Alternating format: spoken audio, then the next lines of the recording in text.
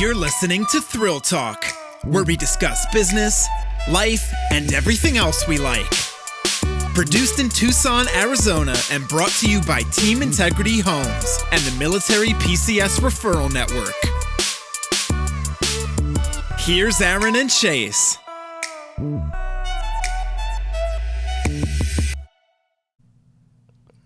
All right, Senor, we are back at it again. Yes, indeed. We had a little happy holidays over the last couple of weeks here. We did. We had a busy last couple of weeks for sure. Yes, indeed. Just had a Christmas party for our team. That's right. Had a saran wrap ball game. Saran wrap ball, half the size of Pluto. Pretty awesome. And then we had a client appreciation party and that's pretty cool. Busy time of the year. That's right. But fun. All right, we've got a guest on today. Yes, we do. Who is it? Don't ask how to spell the last name, but it's Mr. Mark Obenauf. Marco. Marco. Obenauf. All right. Yeah, Marco works. So we got two choices here. Mark can describe himself, or you can describe Mark. Okay, let's go ahead and give him a shot first, and then we'll go ahead and describe myself. Then like we'll go physically, or No. I like long walks on the beach, stuff like that. Let's go with background, where you grew up, what you've been doing over the last decade, and what are you doing now? Got it. Okay, I'm Mark Obenauf. I'm born and raised in lovely Tucson, Arizona. I've lived on the east side my entire life. I came from the restaurant industry before real estate. Worked at the Claim Jumper when that started up here in Tucson, and spent the last 5 years before real estate with Buffalo Wild Wings on the east side. And just kind of working on finding my way. And one day it hit me and I said, what are you going to do with your life? And jumped off that cliff into real estate. So that's kind of how where you're at now? Where I'm at now in real estate. Well, I mean, I'm 2.5 years into real estate, a little over 2.5 years. Give me the number one thing about real estate that you had a preconceived notion about what it would be like, and then you got into it 2.5 years later, and you're like, oh, I was so wrong. Well, I mean, part of the reason I didn't jump off the cliff earlier to get into real estate was I had people in my ear, and I kind of agreed only tall, hot blondes sell real estate, and people like me maybe not so much. And I have learned that is not the truth. Yep. Yeah, one of the biggest things about real estate is it is one of the most unassuming industries out there. You can look at somebody and go, there is no way that, if you were to line up 10 people and go, based off GCI, and we know them, those type of people, you're like, they kill it, and they are you would not expect that they would. No, maybe based off the looks. Well, you know what? We had that discussion before. There's individuals that, master's degrees, etc., and I think what they do is they overanalyze it a lot of times, And don't get me wrong, there's people with master's degrees that do phenomenal in real estate. However, this is just one of those industries, just got to know how to talk to people. Yeah, and be disciplined. That's right. It's a relationship business. Yeah. A contact business. Yep. So, dude, he worked at Claim Jumper. What does Claim Jumper do? Claim Jumper is the restaurant where you're like, oh, I bet you I could eat this whole plate. And they bring it out and you're like, oh, it's a family size. Yes. Well, want to know how many eggs go into that 6-layer chocolate cake? Yes, I do. I forget, but it's a lot. I've seen it made every morning. So I do. The portions were huge, and that place was great when it started. Nowadays, it's a little big, and people have found out you should share things there. Yeah, so we went. We had Claim Jumper in San Diego growing up. I remember they built it, and we went there, and we're like, oh my gosh, this is the coolest restaurant ever. I have not been to a Claim Jumper in easily 15, 20 years. I couldn't tell you last time I went in there. But yeah. It's been a couple of years for me. So I got a question. How does real estate and the restaurant world correlate? It's very similar. I mean, you're running into people, instead of people complaining about their overcooked buffalo wings, they're complaining about their benzers and inspection requests and stuff like that. And you're also constantly dealing with different types of people, like different personalities. You have to adapt and kind of make the people at your table happy and make the people you meet in real estate happy, whether they're your personality type or not. Yeah. So absolutely. And I have learned a lot from dealing with other people in real estate, whether it's losing listings or just not getting to work with certain people because I wasn't able to adapt. So, yeah, it's very similar. I think a lot of people come from the restaurant world into real estate and do well. Oh, yeah. From what I've seen. Again, I think it's that that people business, Yeah. Yeah, we talk to people. We used to talk like where was good recruiting sources back when I was a TL or a CEO of Market Center. And one of the best was baristas because they know how to have conversations with people. Yeah. It's amazing the amount of people that cannot have intelligent conversations. It's incredible to me. I'm stunned by the amount of people who just struggle just naturally talking to people. And I guess these days we're also in a very text world and there's just not that human interaction, but thank God I grew up when I grew up and for sure I can do that. So yeah, absolutely. So been in Tucson, you were since entire life. Yep. Born what year? 83. 83. So you've seen Tucson change a little bit. A lot of it, yeah. A lot. When went to South Point, one of Tucson's most recognizable schools. It's a great place. Yep, lot of powerhouse people come out of there. Yeah, it's somewhere where I should probably network a little more. Yeah, to be honest. Good call. Yeah, good call. What is why are you still in Tucson? I mean, I've been fortunate enough through like soccer and sports to where I've gotten to travel a lot. I've been to other states. I've been to other countries. I think there's a lot of people my age that don't really appreciate Tucson for what it is. And I think it takes traveling and getting the heck out of here in order to come back and say, you know what? It's not bad. There are things to do. I mean, I like to golf. It's great weather. I enjoy it. Yeah. There's a lot of wisdom in that sometimes when you're looking at it, you're like, Tucson's not sexy enough for me, and there's not all these crazy cool things to do. But I grew up in San Diego, where everybody wants to go from Tucson. Yeah. And I would not leave Tucson if I never had to. Most of the people a lot of people I went to high school either ended up in San Diego or like Chicago. Yeah. So, one way or the other. And I've been to both places, love them, and it's a great, like, it's not too expensive to live here. And I mean, I would eventually like to have houses other places. Yeah. Nashville and on a beach somewhere. Yep. So we understand that Tucson doesn't have a professional sports team, obviously. But how in the heck do you become a Bears fan? Ooh, good call. Dad's side's from Chicago, mom's side's from Minnesota, and you don't like purple? There's one photo of me in a Vikings onesie. Was this taken last year or what? No. This was very young, and I grew up, and I don't know how. I just ended up choosing the good side. Okay. We've got a Super Bowl. That's a matter of opinion, but yeah. You know, hey. Yeah. I enjoy being tortured by the Cubs for a long time. I was just wondering how that worked because you know, just a lot of people they pick teams for different reasons. I still have a lot of family in Chicago and stuff like that. So nice. Call me Marky and stuff like that. Like Marky? Yeah. Nice. I say so 2.5 years in, where have you found most of your business? Mostly from being born and raised here, my sphere, and then open houses, which I do a ton of open houses, and it kind of took me a while to tweak and learn how to have open houses and how to talk to people in real estate. But that's finally working really well for me. So open houses in my sphere probably mostly. So let's talk about that a bit. Open house is a big source of your, I guess, income, GCI, whatever, from real estate. So give us an example of kind of what a month may look like. How many open houses do you do? Or do you how often? What's the secret sauce? What's the success? The rhythm to your open house schedule? I honestly don't know if I have it down to a rhythm and a perfected thing yet. But, I mean, I've had months where I do open houses every day for a week, and then I try to do at least 3 open houses a week if possible. Right now I'm getting a lot busier as far as my own business, and I'm learning how to corral it all and manage it as far as scheduling open houses and buyers and showings and all that. So but typically 3 open houses a week if I can. Nice. Or when I can. Gotcha. So then of these open houses, how many ballpark? Doesn't matter. I mean, I'm sure it varies, but what do you think the secret of that open house is? Is it marketing ahead of time? Is it just, dumb luck that they just walked in or what is it? Honestly, I mean, I'm still trying to find that answer, I think, but I've done things for open houses, like door knock 40 doors, like gone crazy with it and still had like one person through. But Gotcha. I've also put up signs like schedule it the day before and gone out and done it and had a ton of people. And a successful open house is really only getting one person that you can create a relationship with and do business with and all that.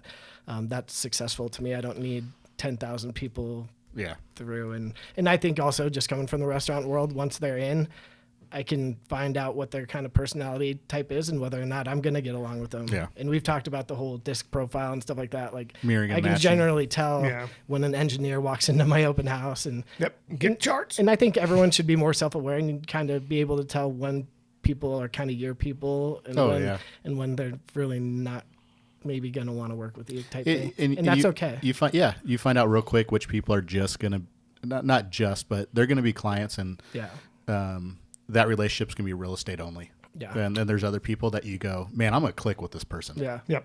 Like, I mean, I did you guys' open house on Linden, like, what was it? Probably a month and a half. 4 weeks ago. Well, yeah, something like that. And did it every day for a week. And I had one person at least through every time. And I just closed one of them. I'm about to close another one of them in like a month. And still, one guy was like a year away. But, I mean, I had 3 people right there. Just That's good. So one of the things I hear you saying is it's great to do all this stuff if you can. Yeah. But at the end of the day, like, you have to just do it. Yeah. Like, if you're not at the open house, there's a good chance you're not going to meet anybody. Like, Well, you just, whether it's doing open houses or just showing up at the office, like 50% of success is just showing up. Yeah. I think, like, to be honest. And and I know that if people walk into my open houses, I speak much better now, and I have a good idea of whether or not I'm going to be working with this person now or later or never. yeah, you're at 2.5 years in, you're at this pinnacle point where you see right around year 2 is when you see a lot of agents. Yeah, I drop was going to off. go there. What is that attrition rate? It's about 80%. Yeah. Get So- out of the business within So the first 2 usually years. what happens is, like, right now you got MLS dues coming up. Year 2, unfortunately, a lot of real estate agents did not pay enough taxes the first year. Yep. So they're paying off the second year, they're paying off year 1 taxes, and then they didn't save enough because they were paying taxes already. Now they're trying to do it twice. And then year 2, they're like, I haven't paid anything in. I got another tax one. You know what? This is too much. I'm going to go get a regular job where they take taxes out. And it's just a steady income. So looking back This on is the it, first year I'm like, those dues, I'm like, got it. exactly, right? So I'm feeling much Good better. for you, man. You know, it's looking at it and looking back at your shorter career right now. I'm sure there's some times in there where we're like, I should just go back to what I know. Well, I burned the Buffalo Bridge Yeah. a long time ago. I crushed that bridge, so I would have to go somewhere else. But yeah, I mean, I've been up and down. I've been on a team for a short time. I've had a coach who I no longer coach with, but she's still a mentor to me. And what are some of the things that you attribute to you to keep going? 2.5 years in, why at a year and a half did you not just give up? I've honestly thought of giving up plenty of times, Oh, to be yeah. honest. But I think just knowing I had burned that bridge, and like I never wanted a boss again. I wanted to be on my own, and I knew that my parents were super excited when I got into real estate. I actually asked my dad and stepmom for a Christmas present of paying for my real estate school, which they Nice. did.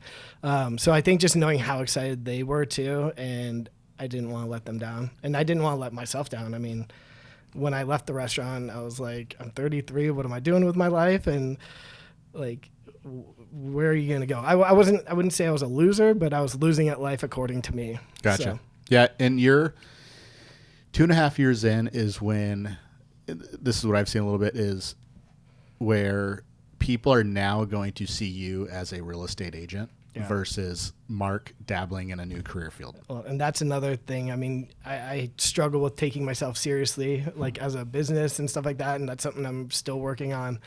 And so, and then you have your friends from the past and from restaurants who are like, oh yeah, Mark, okay, yeah, you're a realtor now. Yeah. I'm like, well, now I really do feel like it. And I'm still working on organizing myself as a business and getting more organized and trying to put a little more Tracy Castell in me and have my numbers and all that. So, Well, I applaud you because I've seen you come a long way, man. And that's the thing that you start to look at is your consistency, and that grit and determination is unlike a lot of other people. And I think that contributes to your success as well. So good on you for doing that and pushing through those limits because.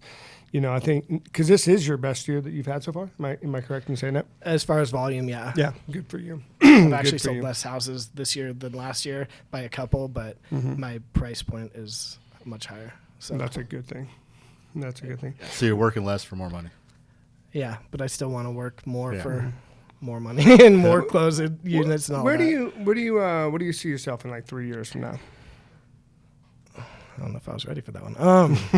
Where would you like to see yourself in 3 years? Financially very comfortable and able to do whatever I want and have people working for me and helping me out and stuff like that, leveraging more and owning my house. I just got pre-qualified to buy the house I live in, which was super exciting. I thought my credit was going to be donezo after my lovely 20s, but I'm not too far away, and I will be owning a house in 2020, which is really cool, and fixing that thing up, and hopefully I'll have the means to get to travel more. And it's tough for me to even go travel right now because I feel like I'm going to slow my momentum and all that, and yeah, and that's a natural progression, right, of owning a business and starting a empire, essentially, is you got to start someplace. I mean, when Aaron first got into real estate 13 years ago, 15 years ago, if he would have gone out of town, same thing where you're at now. Me as well, and every other real estate agent. It's just when 5 years from now,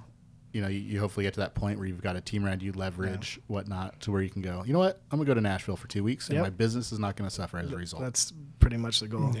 Just not feeling like I can't go do what I want to do or travel or whatever it is, or So if you could, let's just ask this here. What do you think your parents think now that you're starting to get rolling pretty well? Well, I mean, I could read you texts from my mother. She's always like, she wants a copy of this podcast when we're done. Oh my gosh! I told her, I was like, I'm going to be on this. Well, that would be tomorrow. be the third person that ever listened to it. So that's right. My mom, his dad, now your mom. Yep. And then my dad's obviously super proud of me. I think both of them just wanted to see me be happy, and I think there were a lot of years especially with Buffalo, the last 5 years before I got into real estate, where I was just depressed, angry, whatever you want to call it, not myself. And when I was really young, I was a go-getter. I was like super successful in what I was doing, and I think this gives me a chance to kind of get back. I think on a lot of track. that comes down to a lack of purpose. Yeah. Right. Yeah. Yeah, and that's another thing. Like, I mean, I don't have a wife, kids, anything like that, so it's really tough for me to be like, okay, what am I doing this for? When you have a lack of purpose and you're kind of wandering, that's when small issues become magnified. That's when irritability sets in, everything else. I look at like Aaron coming out of the military and special forces is, when you've got a mission to go in, do your mission, your purpose, and come back, that's great. But if you're just out there and you're just walking around a city till whenever, that's when you start bickering at each other probably and getting tired and everything else. But when you've got a direct, clear, concise purpose, it allows when those days that suck happen, you can look at your purpose or your big why and go, okay, that's why I'm doing this. It's a reminder. Yeah, absolutely. And I'm still probably working on my big why, but right now it's like, making my parents proud, and I'd love to have them never have to work again. And then you start seeing the money you make, and you hear it all the time. It's not about the money; it's about what good the money can do. And I've always felt like there's something more that I should be doing, and I enjoy helping out other people. Like, I kind of get off on helping other people and seeing them succeed and stuff like that. It's an infinite game. Yep, that's right. That infinite game is you're not going to win. You're not going to win at real estate. Yeah, but you can win the small hurdles there. And then, if I'm successful, I get the chance to help other people be successful and help them out. And I don't think you can put a price tag on that. You know, and it's pretty. It's pretty lucrative business. So emotionally, not to, and this is obviously not a Keller Williams podcast, but we are Keller Williams agents. We have an affinity towards each other because of that. Why Keller Williams? And this is not like someone like, Yeah, Our like, do you three want parents are going to look at it and go, Well, I mean, "Oh." do you need want my story of how I got into KW Yeah, or anything I'd, like I'd that? like to hear that. Yeah. Well, I mean, when I was really thinking about real estate and all that, I actually ran into Rebecca Crane at Buffalo Wild Wings, and she was obviously with KW. And when I went to Hogan, I really didn't have any other. I didn't interview with any other brokerages, to be honest. And Becca was happy here. I met the people here. I really clicked with the people here. I like the culture of KW, and the people are very helpful, and there's resources absolutely everywhere here. And so I enjoy it, like, because you get into real estate after Hogan, and that school doesn't matter. That didn't teach you anything. Well, it taught you how to pass a test. It taught you how to pass the There test. you go. And Some- so some people. you Yeah, get some in, people, yeah. you get in, and I remember my first question to Craig, what do I do? He says, make calls. I was Yeah. like, who do I call? Who? Everyone. Yeah. There's just, I mean, I can walk around this office even still. I mean, because you're never going to master real estate, I don't think. Because it's constantly evolving. And every deal is different, and so there's constantly something else that pops up, and I can walk into an Aaron Wilson's office or a Sean Edgar's office or whoever and say, hey, I'm dumb, please help me. Yeah, and that is culture. So why, and it's kind of the same question, but you're a producing agent now, an asset to any brokerage. Why continue to vote? Real estate's one of those jobs where you can vote every day with your feet, where you go. So why continue to be a part of Keller Williams? Because I'm still stupid, and there's a lot of things to learn, and there's a lot of classes available, and there's still the people around me. There's people around you here that want to see you succeed. Yeah. Like, people don't want to see you fail. And so, whether it's people here or my parents, for whatever reason, I've had people around me who don't want to see me fail and want to help me out, I feel like. Yeah. So, And it becomes I feel wanted. it truly becomes like a family. Yeah. Like, you can walk out to the town square, bullpen, whatever you want to call it, and it's fun conversations. Yeah. And sometimes I feel like I'm a little loud and ridiculous for Keller Williams, but Well, the thing that I respect I bring is something different. yeah. Well, what I respect is you're transparent. You're very transparent. shameless. Yeah. Like the Garth Brooks song, I'm shameless. Dude, country music fan right there. Oh yeah. Garth Brooks. If I would have predicted he would have been from Nashville. Yeah. I do want a house there. I'm not a Garth Brooks fan, guys. Me neither. To be honest. Or who's the other one? Tim McGraw. I'm just not Tim McGraw. Or Kenny Chesney. Oh, whoa. Whoa, easy. Sorry. buddy. Nah, You're you're hurting your feelings. Have you ever been to Got a a big stadium man crush. concert No. with Kenny Chesney? Garth Brooks, man, the dude's just weird. He is I one just of want the- him to back off a little, just retire. Yeah. He's good. He's great. He's the legend, whatever. But I'm not a big Tim McGraw fan either. All right, then go. Best country music singer, go. George Strait. Eric Church. George Strait. Well, Eric Church. Cheapers. Okay, if Kramer. you, I mean, And they King often George sing is- together, so Yeah. And Carrie Underwood. okay, the best leg. You can say the best legs in country music. Well, or that's in what the I'm or saying. in the world. Yes, in the world. Yes. No, but I'm a big Eric Church fan. I'm going to Country Thunder in April because they've got Eric Church is going to be there. Luke Combs, Dustin I'm a big Lynch. Luke Combs fan. There's a couple new artists. There's this guy Riley Green out there right now who I really like, and so it's just country music festivals are fun. Yes, Aaron, yeah. Aaron hates Chris Stapleton. Really? I don't say hate. Hate's a hard word. What? Why? What's It's very wrong? Strongly close to it. dislikes. Huh? Strongly dislikes him. But why? I don't like his music. That's all. He's got a great voice. He's not I an mean, entertainer. He just No. he just plays and Yeah, but if you Aaron, ever, if you- Aaron It's goes. okay. He It's just okay. has one song. It just lasts 45 minutes. But if you ever go to like a George Strait or an Alan Jackson concert, you know what they do? They stand there with their guitar. Yep. 'cause Yes. They've Hey, earned it. hey. Like, they George Strait is known for just standing in one Oh spot my the God. and entire you're time. just as jacked up as ever. Yeah. It doesn't matter. Yeah, well, I'm just telling you. But yeah, you go to an Eric Church I could sit concert there and that'll watch get Carrie you. Underwood for 45 minutes straight. No, Not I even- can no, sit she- there and watch her on mute for 45 minutes. Exactly, on mute. I've been to a Carrie concert. Yeah.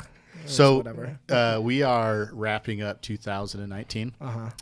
What is on the hit list for places you're planning on going or traveling to in 2020? I'll probably go to Nashville, of course, because I try to go there Sweet. like once a year. It's a lovely city. I'll be there in June. I want to take myself to Belize for my birthday in August. Hmm. That's like my biggie. I just got back from So I'm gonna Belize have to sell a lot not of too long houses. ago. Yeah. So yeah, it has a seaweed issue. So should I seagrass choose? I should issue. choose a different island or beach or something. Nah, Got it. We'll talk about We that. have but time. It had an infestation of seagrass. Gotcha. I want to make, sell enough houses to be able to go to a beach somewhere. I need a beach. Yeah. I don't. Really. Right. Where you going, Chase? Sat down, did that. So going to Hawaii next month. Dallas in February. March, Mexico. April, Phoenix. Nothing for May. Nothing for June. July, Iowa. August, Austin. And probably Iowa again for the baseball game at. Oh yeah. That. How many people can even go to that? I think it's under 10,000. Yeah. And then. Do you know about that? September is Phoenix. Okay. October, Mexico. November, Puerto Vallarta. And December, Tucson. Yeah, that's where I see myself in 3 years, right there, doing what you just said, listing off a place to go every month. But no, they're playing a game at the Field of Dreams field. Oh yeah, that's right. Over in Dyersville. Yeah. What about you? What's on your hit list, Aaron? Pretty simple. Pretty similar there. Actually. Like half the ones Dallas, I said. because he's going together. with you. Yeah, Puerto Vallarta, Iowa. Yeah, big ones. I don't know. I was looking at going to one of those one of the big concerts there with the old hair bands, Motley Crue, Def Leppard, Poison. That sounds Looking awesome. at Seattle for that, but trying to solidify that. Are one. those guys still alive, or They are these are. like They are. memory Hey, bands? Hey, you know what? Hey, They're all holograms. Yeah, it's not, we went to Styx and 2 years ago, and that was absolutely. I'm sorry, it was horrendous. Styx is terrible. That's It because was. they all died 5 years ago. Well, I was surprised when he came out in the wheelchair, but Yeah, no, he didn't. It was a walker. The hair bands they're not that play even the hair casino bands. here They're now. they're toupee bands now. Hey, them Oh dudes my are gosh. still pretty fit though for what they do. But hey, Yeah, when all you can drink is Metamucil. They stayed fit. Yeah, cocaine's a hell of a Yeah. drug. yeah, They just don't eat. yeah. Yeah, So But yeah, cool. All right. Well, we appreciate you taking time out to for sure. chat with us. Yeah. that's right. What are you most excited about for 2020? Owning a house. I That's think. pretty Yeah. darn exciting, dude. What's that? It's what's just that something mean for you? I just never even thought about it. And like the fact that I am capable of doing it now feels really good. See, Mark's a big boy now. Something like that. What's funny is I- it's I like forgot. I used a grocery cart yesterday. I saw that. That's good. this is I even put my groceries in the trunk where they belong. Aaron. This is like when somebody doesn't have kids yet. They talk about what they're going to do with their kids. oh, That every yes. other parent Yeah. screws up with. Same thing like with owning a house. You're like, I can't wait to own a house until you own the house and Yeah. crap Well, starts and that- breaking. Oh no, my house is already broken. Everything's broken already. I'm buying it knowing I'm gonna. Well, that's be the doing thing a lot that of we work. didn't talk about today. Is that Mark is single. So when do you see a little lady friend in your life, dude? Never. I don't know. A It just little- you don't go searching for it and it'll happen. Why she gotta be little? organically. Yeah, I do like petite girls. Okay. I'm just saying. I mean, I'm not 6 foot. I gotta have something. No, you're not. You're not. You're more like 4'8". So. It's not something I'm more focused on having a financially stable base and making sure I'm worth dating. Worthy. Yep. Nice. Am I dateable? There you Not go. yet. Not That yet. is funny. Well, just stay away from the cow pony and you'll be all right. Yeah. Or the Maverick. That's Or where the you Maverick, go for yeah. listings. Yeah, there you go. There you go. All right. On that note, Yep, that's right. we are out. All right. Peace out. See you next Peace. week. Later. Thanks, Mark. You're welcome.